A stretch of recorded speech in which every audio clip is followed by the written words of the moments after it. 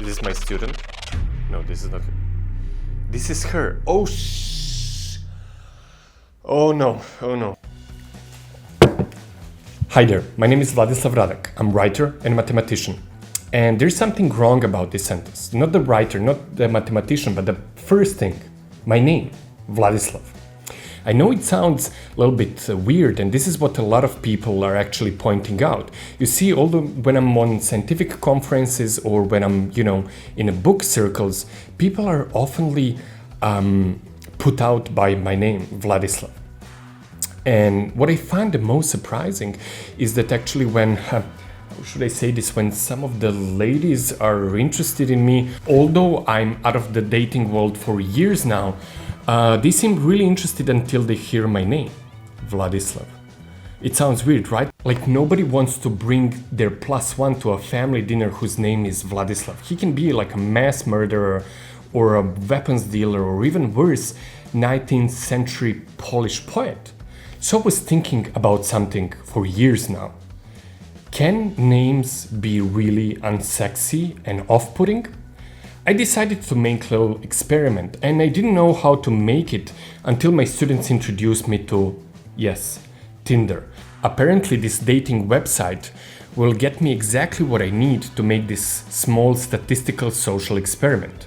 You see, I had an idea to make 2 dating profiles, one with my name and some imaginary skill set, and the second one identical to the first one. Everything is the same: photos, hobbies, likes, dislikes, whatever, you name it, except the name will be appropriate, or let's say country appropriate. You see, currently I'm living in Germany, and people here really like hearing classical traditional German names. So I will see, is there any difference when I put 2 parallel profiles and start searching for the, matching soul between Vladislav and between somebody that will have much more sexy name. Okay, let's try this.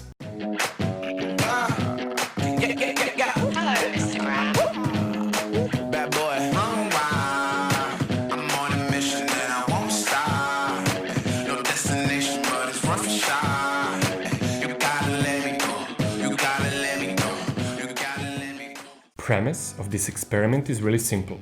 For 7 straight days are going to keep alive this first profile of mine. I'm going to go there or whatever I need to do, answer some questions and see is there any soul interested in me, and then we're going to kill that profile so the potential candidates don't have this profile saved in their background, and then we're going to make the second one identical with only different name, making sure that that name is, let's say, geographically appropriate. Then we're going to try matchmaking for 7 more days with identical photos, hobbies, and different names. Okay, so everything is set up. Those are my 6 photos that I chose, finding them off the internet, so it doesn't really matter. Those are not my private photos. I wrote about myself that I'm an alcoholic, that's my hobby, which is absolutely true. I said that my job title is model, which is absolutely not true, but I always wanted to become one, and instead of that I became mathematician and the writer. But that would explain all those well photoshopped photos of mine, thanks to my publishing house. Okay, show my Instagram photos. Yes, whatever. Okay, yeah, let's start swiping. Okay, cool. Let's say yes. Nothing so far. Hello, Bella. Okay, this feels wrong on every single level. Why is she smoking weed? Okay, yeah, whatever. Oh, it's a match. That's uncomfortable. Keep swiping. This looks like somebody who likes adventure. And this feels right on some levels. Yes, this is somebody who likes fitness. Yes, this is somebody who likes... Oh, it's a match.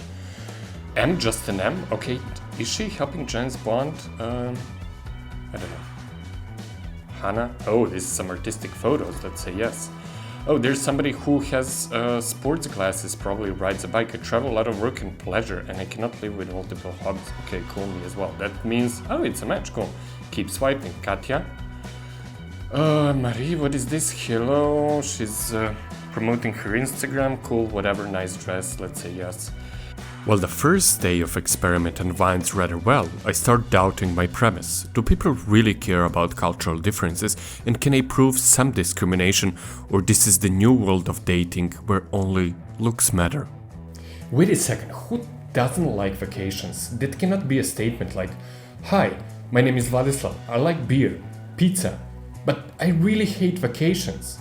To make this experiment as accurate as possible, I'm swiping right to everyone who is showing at least part of the face on at least one photo.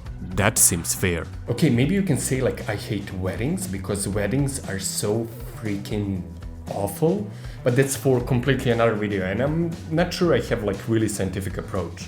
Halfway through exhausting manual labor, I notice how addicting the concept of the app is. If it doesn't make me uncomfortable, I could do this for a living.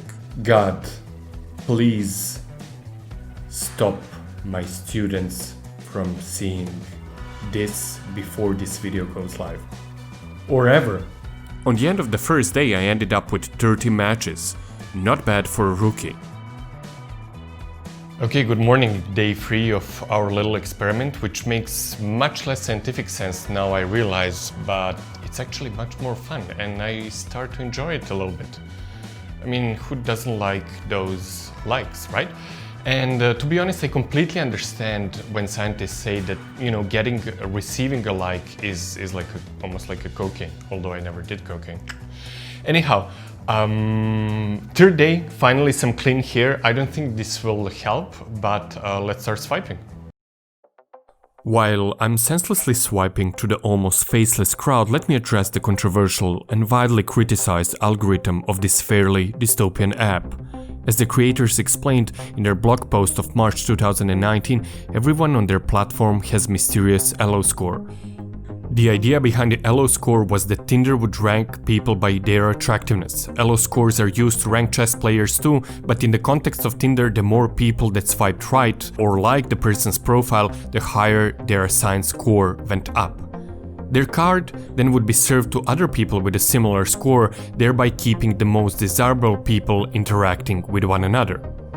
Needless to say, that fueled egoism of certain people, while most of the players felt more lonely and even more hopeless. Okay, today not so great, only 7 new matches, but since 2 matches disappeared from yesterday, we have 36. Good morning, day 4 of the infamous Tinder project. I start to hate myself, I don't think this makes any sense. Coffee is here, thank God.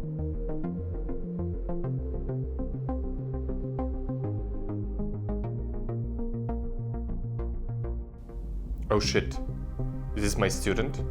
No, this is not her. This is her. Oh shh. Oh no, here is the career down the drain. What should I don't really know how my students look like. If I say no, then maybe she will not see me as well, but if she already I'm going to click no.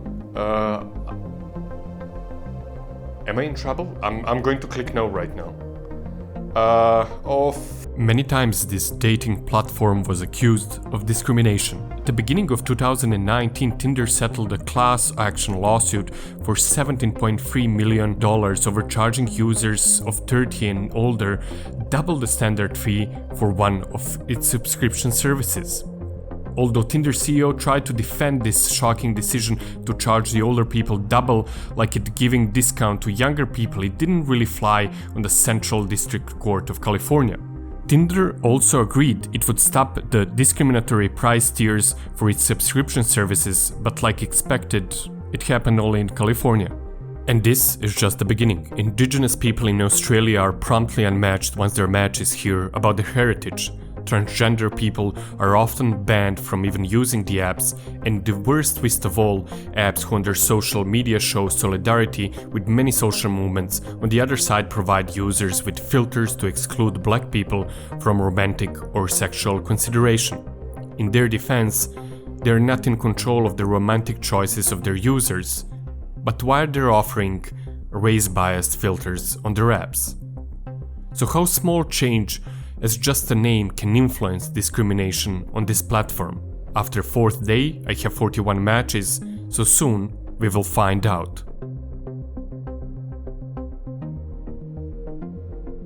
My 7 days of self-pity and mediocrity are finally over, and I'm ready to delete my profile and leave my identity behind. Hopefully, I will have much more luck next time. 61 matches, it's not that bad. What do you think? Maybe I can finally have one of those Snapchat accounts or whatever young people have. Let me show you which identity I chose for myself and finally maybe even get better in a new 7-day Tinder experiment. No matter how we advertise ourselves as non-religious individuals, we still discriminate against people that might belong to a different culture and maybe historically different religion. And the most common place to start the discrimination is to wait on their name. This is why I chose simple yet classical biblical name, David or David, how they might pronounce it in this part of the world. Everything else is the same. Photos, age, and my fake profession. Let's see if my luck changed. And 22 matches on a first day seems promising. While I'm practicing my gruesomely developed thumb over the next 7 days, let me drop by my good friend Julia for a glass of rum and some good Tinder questions. She's the only female friend that I know is using the app, and she's ready to share her perspective. So, tell us, Julia, you consider yourself a prolific Tinder lady? No, I don't consider myself that. Okay, but you used Tinder before, right? Yes, right. Okay, Julia, so tell me, what's the biggest no-go when you're swiping through Tinder, like even before you meet anybody, just like seeing profiles, and what is like that you say like, okay, this is definitely a no-go? Well, obviously, if there's no pictures of the man himself. Okay. And I guess guys that are showing their cars and watches.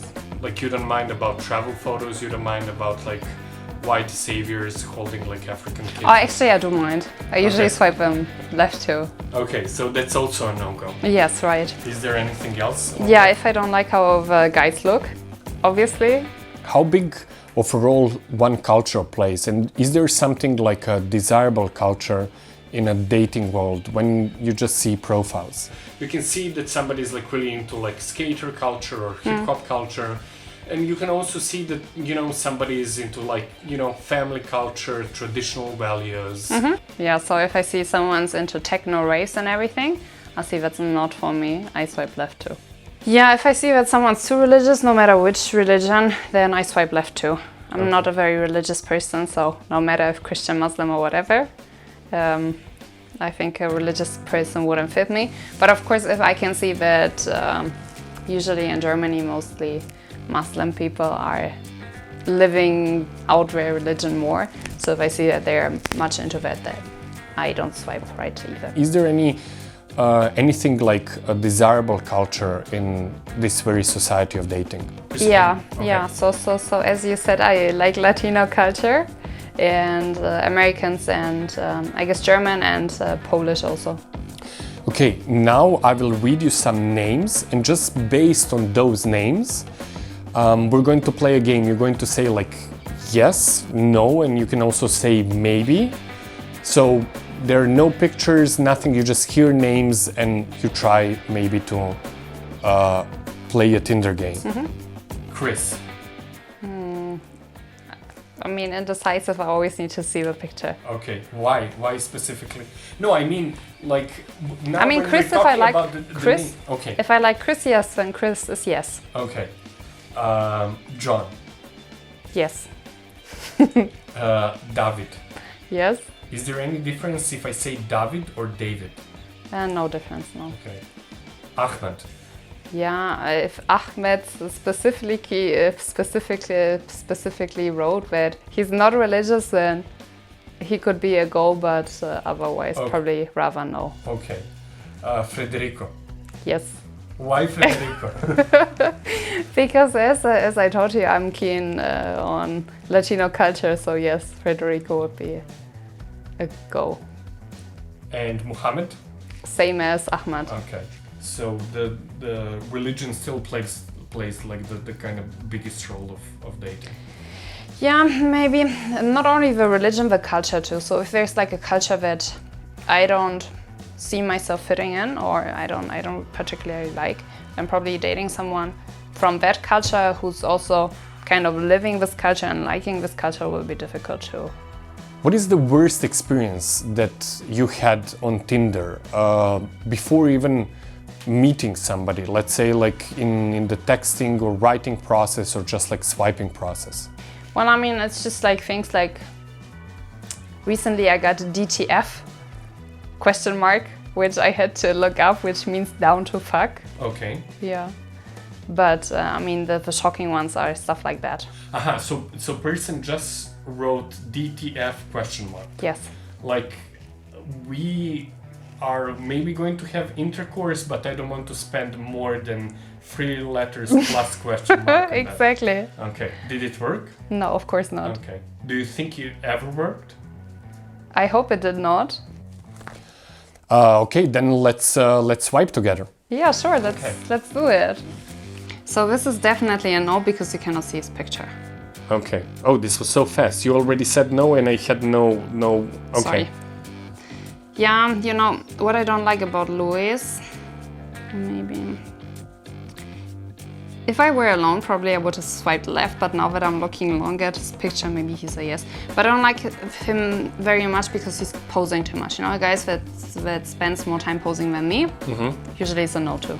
Okay, but let me ask you something before we like swipe yes or right on the guy. You started both of those profiles saying like, let me think what I don't like about this person, right?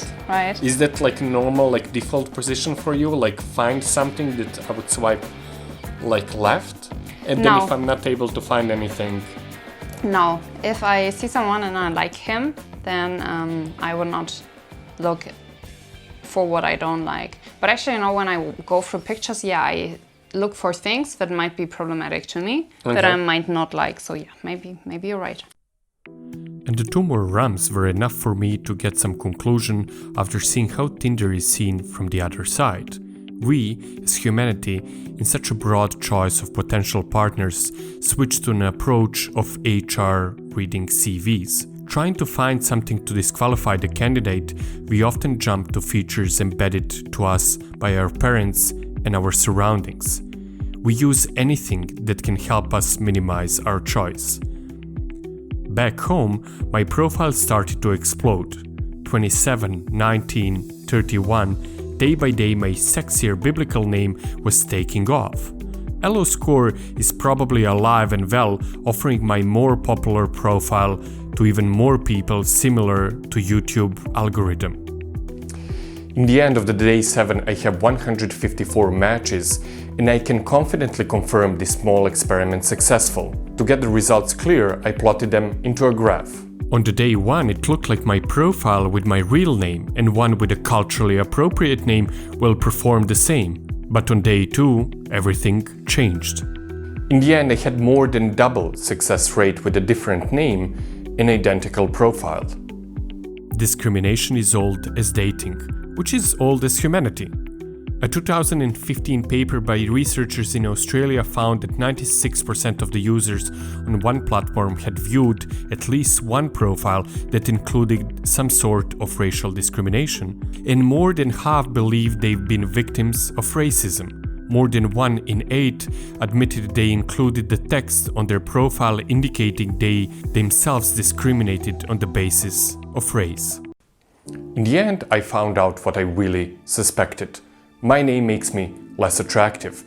The way we eliminate people in a complex dating world is deeply rooted with our ancestors.